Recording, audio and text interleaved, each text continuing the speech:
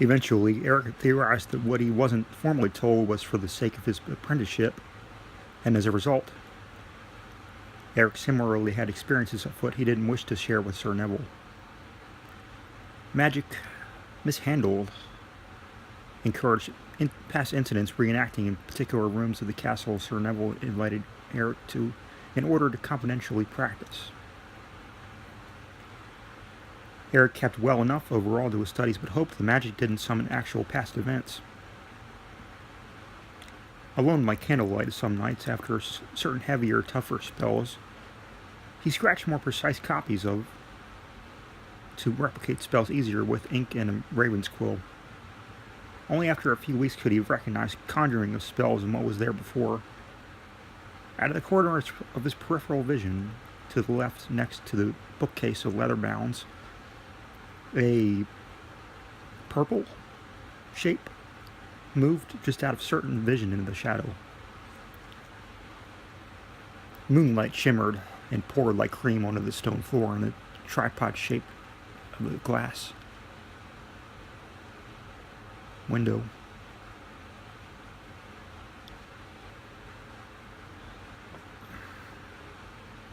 Eric could almost hear his candle flicker beside his own breath in the stillness of the pure, deepest nocturne.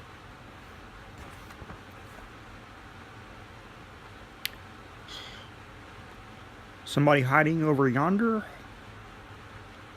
Sir Neville, you're not using a spy spell? Alright, you call me. The voice made Eric gasp theatrically. Where? Don't sneak up on me or I'll misuse the magic. Was that you over there? Eric asked the ceiling, reluctant as a hen. No, look at the candle flame. Sir Neville's voice echoed when Eric's voice couldn't in the closed-off room. The flame resembled Sir Neville's holograph skull, growing skin. Wow, that's a stretch for you, Master, Eric exclaimed with genuine glee. Yes, almost forgot to advise you, this room was once the torture chamber dungeon, which is why you're so secluded, as screams could not be heard. Now it remains your study. But beware, Eric. Every fortnight, the spirits bellow like oxen to be free from their eternal confinements. So you may want to find another place or risk mixing spells with another manipulator afoot, I advise.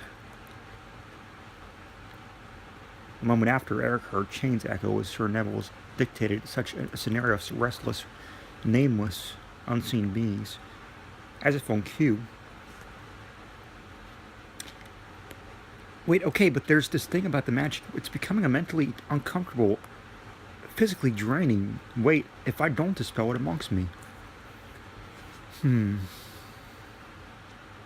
Just locate the roomiest, most secluded area you can find, and the energy ought to take care of itself. House itself. It needs a host to thrive about. Is he telling the truth or leading me into something I can handle even less? Eric pondered. He hoped Sir Neville couldn't or wouldn't read his mind, shameless of him to anyway. Go! Sir Neville's sharp tone echoing, and his mind or in the room, he could not ascertain. Take your favorite spell books. I feel the reckoning is beckoning. I will, but where? I plead you, man. Where the unfamiliar spirits guide you. Trust them. There is a cemetery north of the castle. Eric bustled out of the dark, cavernous sanctuary. Down the stone stairs, he rather sensed his hop, clutching significant bounds of leather and page and ink. Except the air outside did not taste as fresh as when he arrived. Earth and mud and soot combined came rushing through his nose like an odor spell, conjured through vengeful spite. Eric still waited until his breathing slowed overall and continued forth. First to retrieve a satchel of generic to carry as not to gain unintended suspicion. Of course, he was not doing anything suspicious in the first place, unless someone wanted to know why the hurry, which he could in turn sort of avoid answering if he had once inquired direction of the castle courtyard cemetery. Then again, giving a certain supernatural implication of such a place with such books in plain sight, a satchel was of service. These thoughts, while catching his breath again, came and went like minstrels from one room to another on fire, metaphorically or otherwise. Upon discreetly placing the books in a satchel obtained from his private wing quarters, Eric drifted casually, though a particular notion dawned upon him. He had frequented the castle on royal business here and there, on occasion wondering what squires and jesters thought of their contributions to whom and where. When Eric thought, even with his limited geographical navigating, he found it most suspicious himself that he did not see or hear talk of a courtyard cemetery once. So, how would executioners dispose of bodies if not burning? Could that have been the unpleasant smell outside? Would the books he carried currently reveal the spirits guide people without summoning books? Did smells of spells linger? Probably not, unless in urgent times involving urgently desperate individuals. He got an idea and went up to the flight of steps to check the back courtyard. A paramount dead tree Eric had also not seen before resided next to what perceived to be a secluded lot.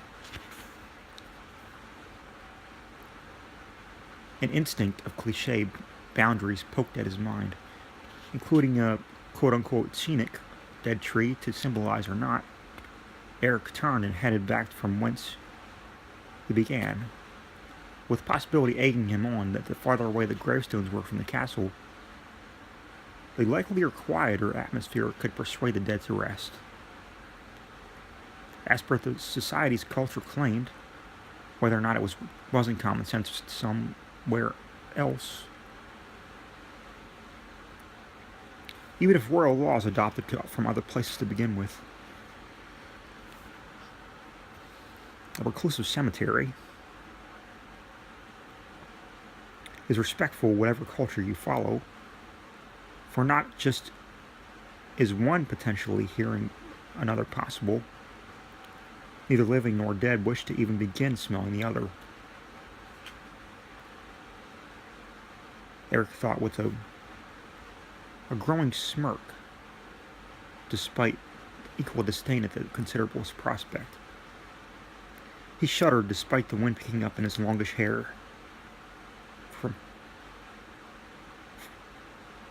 From picking up his sprint.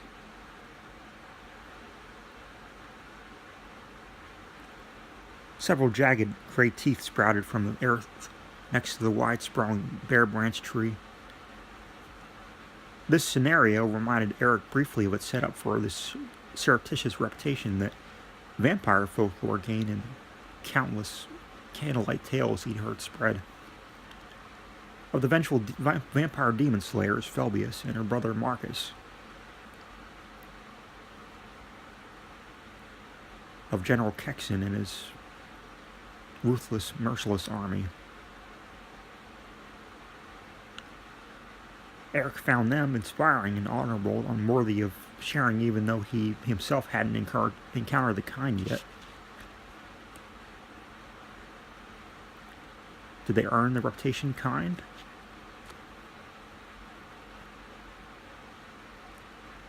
This locale would make another exciting beginning if he did any time prefer to be prepared. He walked closer to the tree and almost dropped his satchel from a wave of startles jolted through him. Like metronomes or pendulums in unison swung an assortment of hanging corpses, floating from extra sturdy branches, despite no hint of chilly gusts. A pattern of them had black or purple velvet thrust over their heads, Some had crows or ravens on their shoulder, not minding the swift motion, after a fashion. Their own beaks stripped and oozed maroon, as well as most of the bodies had damaged facial skin, peppered from sharp pecks. Eric stepped back immediately upon realizing one of the women had a caked, congealed neck wound that wasn't from a bird of prey. Eric needed to catch his breath again from some hyperventilating. Even this still shocked him. After a moment, he thought it justice to check the grave markers if that many cadavers had indeed been so disrespectfully excavated as a mummy's pyramid tomb.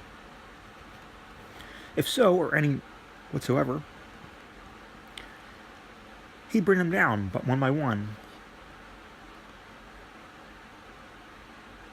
with a knife or a spell or otherwise, perhaps for good reason, to use a levitation spell on.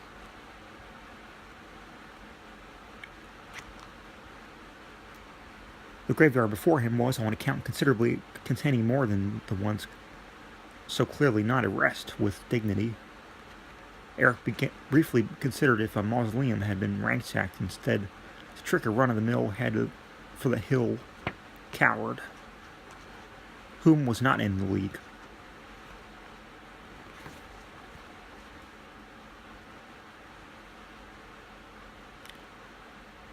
He looked up again, to be surprised again. Every corpse was pointing with their left hand to the northern mountain range of the horizon. Sir Neville's pleading reverberated in his memory to find such a more fitting sanctuary.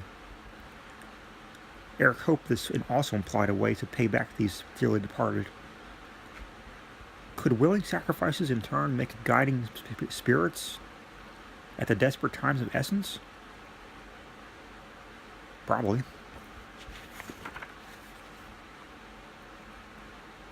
Whether it was one conscious entity possessing every shell of a well-intended soul's home for various numbers of waiting years, or the souls return to their previous temples all willingly, or perhaps blissfully, for the single moment altogether, Eric figured how mattered not. He glided in the proclaimed gesticulated direction of the far-off rock formation, and hope grew within him that the forsaken gone spirits gathered where he was coming toward. Except how would they greet him? Why were they not whispering crystal clear, literal step-by-step instructions?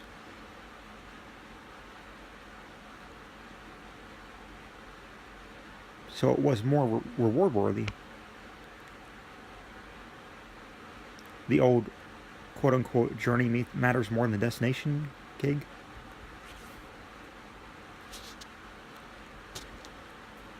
My only theory to answer any and all of these questions is that I'll sense more magic amongst the perimeter once I am close.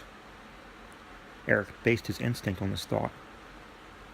The sky had been a charcoal slab of beyond overcast when the tree caught him by surprise, and Eric pleasantly found by dusk. He was close enough without taking any dictated detours. The questions continued to gnaw at his conscience like a rabid animal. Considering the physical energy he invested, something had to answer them. What awaited? Where was Sir Neville? Was he waiting for Eric to arrive just to trick him and club him into deeming him as the corpse tree's centerpiece? If every person there meant anything to him? If he was even the culprit of the gruesome collection to begin with? And if he was not, who was? And were they in a bunch of as a universal table turn of karma? Or if said culprit was dead by other means, did such a spiritually in-tuned sprite play corpses like instruments and display what his own eyes gaze glued upon?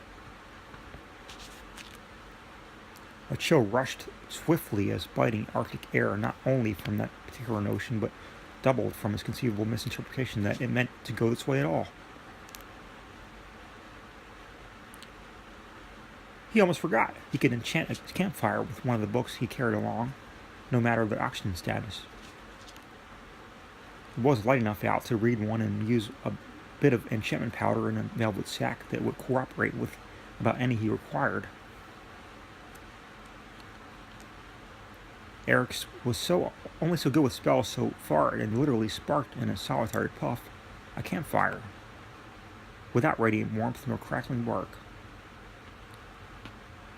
Maybe I cast about the wrong amount, Eric thought in dismay.